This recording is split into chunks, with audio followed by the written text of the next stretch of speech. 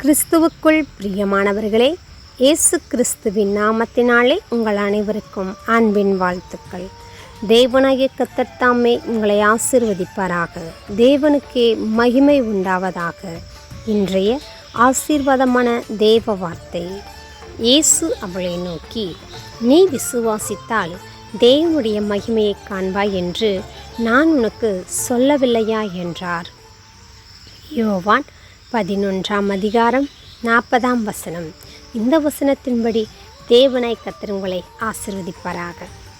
பிரியமானவர்களே, மார்த்தாளும் மரியாளும் லாசருவை இழந்த சூழ்நிலையிலே, லாசரு மரித்து அடக்கம் பண்ணப்பட்ட அந்த சூழ்நிலையிலே இயேசுவானவரோடு கூட கல்லறையின் அருகிலே போகிறது பார்க்கிறோம்.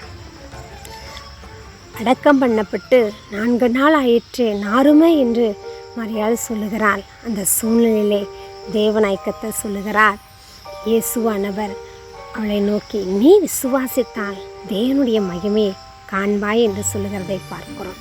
ஆம் பிரியமானவர்களே, நம்முடைய வாழ்க்கையில் மரித்த நிலைமை மாற வேண்டும் என்று சொன்னால் தேவனை முழு மனதோடு கூட நாம் விசுவாசிக்க வேண்டும்.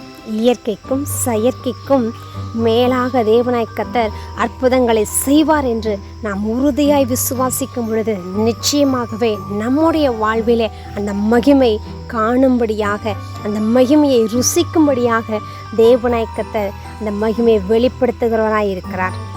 நாம் விசுவாசிப்போம், தேவ மகிமையை காண்போம். அவருக்கு மகிமையை அற்புதங்களையும் மாறாத தேவன்